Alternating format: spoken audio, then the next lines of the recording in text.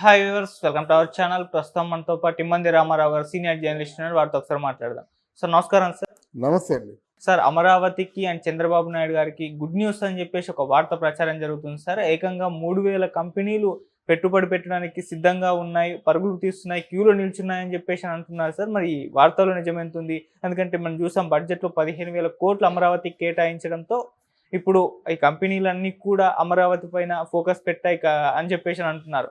మరి ఈ వార్తల్లో నిజమెంతుంది? ఏ విధంగా చూడొచ్చు? మరి మీరు రెగ్యులర్గా వార్తలు చూసినట్టయితే వాళ్ళు గెలిచిన 10 రోజుల్లోనే అమరావతికి 10 లక్షల కోట్లు సంపద రానున్నది అని చంద్రబాబు నాయుడు అనౌన్స్ చేశాడు. 10 రోజుల్లోనే, ఇప్పటిది కాదు, ఇది పాత న్యూసే. ఎందుకంటే ఆయన టైలర్ మేడ్ సీఈఓల్ని అమెరికాలో పెట్టాడు. అమెరికాలో అన్ని ప్రాంతాల్లో కూడా చంద్రబాబు నాయుడు గారి తాలూకు స్టూడెంట్స్ ఉన్నారు. Students in the sense discoveries అంటారన్నమాట. అంటే వాళ్ళు టాలెంట్ని కనిపెట్టి అమెరికా పంపించి వాళ్ళు ఎంకరేజ్ చేసిన వ్యక్తి ఎవరైనా ఉన్నారంటే చంద్రబాబు నాయుడు. ఈ సాఫ్ట్వేర్ కంపెనీల్లో ఇన్ అండ్ అవుట్స్ బాగా తెలిసిన వ్యక్తి చంద్రబాబు నాయుడు. రెండవది, అమెరికాలో మొదట్లో ఎప్పుడో మన TV5 మూర్తి చెప్పాడు, అమెరికాలో కొంత దూరం నడాలంటే కారు వదిలేసి ఆయన యాంగ్జైటీ కొద్దీ కొంత దూరం నడిచి వెళ్ళి అంటే IT ప్రొపరేటర్స్ని కలుసుకొని ఆ స్కెచ్ని విశదీకరించి ఆ విధంగా పరిశ్రమలు తీసుకొచ్చారని ఓ ప్రముఖ జర్నలిస్ట్ అన్నాడు. అయితే చంద్రబాబు నాయుడుకి ఒక మేనియా ఉంది. అంటే ప్రజల్లో ఉండాలి, ప్రజల చేత ఎప్పుడూ గొప్పగా సూచించబడాలి, ప్రపంచవ్యాప్తంగా ఉన్న తెలుగు వాళ్ళకి ఒక ప్రత్యేకమైన గౌరవం రావాలి. ఇట్లాంటి ఆలోచనలు ఆయనకు ఉన్నాయి కనుక ఎలక్ట్ అయిన కొద్ది రోజుల్లోనే అమరావతి తాలూకు జీవితాన్ని మార్చేశాడు. చాలామంది ఎక్కడ కన్ఫ్యూజ్ అవుతున్నారంటే, అమరావతికి మీరు ఇస్తారా మేము ఇస్తామో తీసి పక్కనండి, అమరావతి ఈ సంపద సృష్టించినంత వరకు మినిమం ఎంత ఉంటే సరిపోతుంది. ఒక 5,000 కోట్లు ఇవ్వచ్చు, 10,000 కోట్లు ఇవ్వండి. కానీ కావాల్సింది ఏంటంటే అదే అమరావతిని పూర్తిగా రూపురేఖలు మార్చేసి ఇదే మోదీ చేత మళ్ళీ ప్రారంభోత్సవం చేయిస్తాడు. ఆ పట్టుదల ఆయనకు ఉంది కాబట్టి ఆయన మాటలు అందరూ నమ్ముతారు. ఓకే, విషయం తెలుసు కాబట్టి. ఇకపోయినట్టయితే ఇక్కడ పిఠాపురం కూడా ఉజ్వలమైన భవిష్యత్తు ఉంది.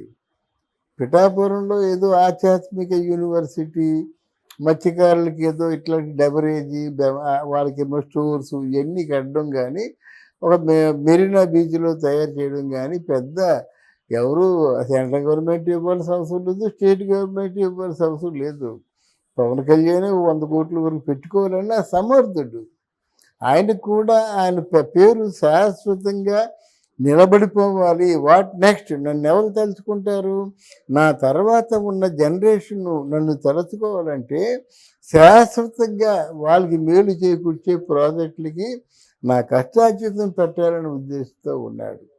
రెండవది, పవన్ కళ్యాణ్కి ఈరోజు ఏ రేంజి ఫేవర్ ఉంది, పాపులారిటీ ఉందంటే అదే రేంజ్ పాపులారిటీ కూడా రజనీకాంత్కి కూడా ఉండేది. కానీ రజనీకాంత్కి రాజకీయాలు చేయడం చేత కాదు, మాటలు తినడం కూడా చేత కాదు. మొత్తానికి ఎలాగో అది కాళ్ళ దగ్గరికి వచ్చిన అవకాశం పోయింది. లేకపోతే మోదీ గారు మిగతా పెద్ద పెద్ద రాజకీయ నాయకులు అందరూ రజనీకాంత్ ఎందుకు కొలుస్తారు? ఆ రెస్పెక్ట్ నిలబెట్టుకున్నాడు. దీన్ని క్యాష్ చేసుకుంటున్నాడు పవన్ కళ్యాణ్. అంటే పాపులారిటీ విదేశాల్లో కూడా ఉంది కనుక మొన్న ఎలక్షన్ టైంలో వచ్చి వాళ్ళ హోటల్ రూములు తీసుకొని 25 కార్లు వాళ్ళకి తిరగమని ఇచ్చి దీనికి అయిన ఖర్చు అంతా వాళ్ళు పెట్టుకొని కొన్ని ఊళ్ళను అడాప్ట్ చేసుకొని మరి చెప్పారు. అదేది పవన్ కళ్యాణ్ గారికి జస్ట్ ఒక సిగ్నల్ ఇచ్చారంటే మొత్తం పిఠాపురం బంగారం అయిపోతుంది. నేను చెప్తున్నాను, రాబోయే రోజుల్లో కాకినాడ కూడా బాగుంటుంది, కానీ కాకినాడని మించిన టౌన్ అయిపోతుంది పిఠాపురం. ఇక్కడ కాకినాడ సైకాలజీ, పిఠాపురం సైకాలజీ ఏంటంటే, పిఠాపురంలో ఉన్న వాళ్ళందరూ కూడా ఆకలి దప్పికలతో ఉన్నారు. చేయడానికి పనులు లేవు, పరిశ్రమలు లేవు, చిన్న చిన్న కొట్టు. ఆ చేతిలో డబ్బులు లేకపోతే కొట్లు ఎలాగా ఖర్చు మరి వాళ్ళు బతుకుతారు. ఇప్పుడు పవన్ కళ్యాణ్ 40 రోజులు కూడా పిఠాపురం అంతా పండుగ వాతావరణం నెలకొంది.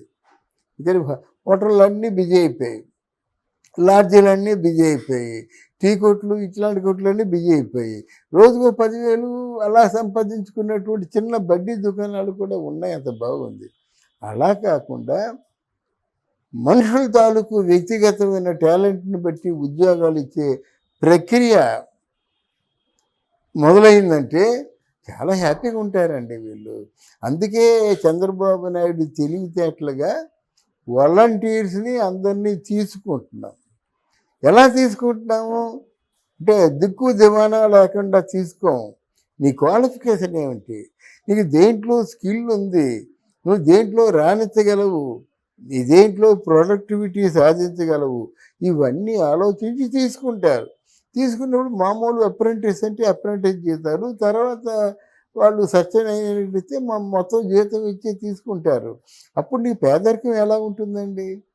అప్పుడు సపోజ్ ఇప్పుడు మన ఈ పిఠాపురం ఉందనుకోండి, పిఠాపురంలో 1,00,000 మందికి ఉద్యోగాలు మొత్తం మీద ఇవ్వగలిగితే 10-15 లక్షల మంది డిపెండెంట్స్ ఉంటారన్నమాట. వాళ్ళ కోసం మా మెడికల్ స్టోర్స్ కానీ, హాస్పిటల్స్ కానీ, హోటల్స్ కానీ, లాడ్జెస్ కానీ, అంటే ఇది ఇంటూ 10-15 వేసుకోవాలన్నమాట. అంటే అక్కడ పిఠాపురంలో అటువంటి అట్మాస్ఫియర్ రాబోతుందని చెప్తున్నాను నేను. కనుక ఇక్కడ ఇది పాత న్యూస్ అయినప్పుడు కూడా ఒకటి ప్రజలు కూడా సంపూర్ణ సహకారాన్ని అందించాలి. ఇక్కడ ప్రజలు లేకపోతే వీళ్ళేం చేయలేరు. ఇక్కడ ఏమవుతుందంటే ఒకడు శ్రీకారం రాస్తే ఇంకోటి శుభంగా రాస్తున్నాడు, మధ్యలో జర్నీ తృణప్రాయం అవుతుంది. అర్థమైందా? ఒకవేళ పొరపాటున ఏదైనా తెచ్చుకుందాం అనుకుంటున్నారు లాభదాయకమైనటువంటి పరిశ్రమని, అరే బాబు ఈ పరిశ్రమ తీసుకురావడం వల్ల అదే పర్యావరణం కాలుష్యం అయిపోతే దొండకూడదని ఇంకొక ముఠాన్ని రెచ్చగొడుతున్నారు. వాళ్ళు ప్లకార్డులు పెట్టుకొని అది ఆపేస్తున్నారు. ఇలా జరగకుండా ఈ పరిశ్రమ వల్ల ఎంతమంది బతుకుతున్నారు, ఇంకా 4 పరిశ్రమలు వస్తే ఎంతమంది జీవనోపాధి కలుగుతుంది. అది మంచి పనే కదా, మన ప్రజలే కదా. ఈరోజు వీళ్ళకి ఓటేశారు, అంతకుముందు మాకే ఓటేశారు కదా. వాళ్ళు ఎవరు ఏం చేసినప్పుడు కూడా ప్రజలు బాగుపడడం కావాలనే ఆలోచనతో ఉంటే ఇలా జరగదు. అవును. ఇవన్నీ జరగాలంటే ప్రజల సహకారం కావాలి. అంతేగాని ఓ బిర్యానీ ప్యాకెట్టు, ఒక క్వార్టర్ మందు ఇచ్చేసి ఒక 500 రూపాయలు ఇచ్చేసి ప్లకార్డులతో వెళ్ళాలంటే 1,90,000 మంది ఉన్నారు. ఈ వాతావరణం ముందు మారాలి. అవును. అదే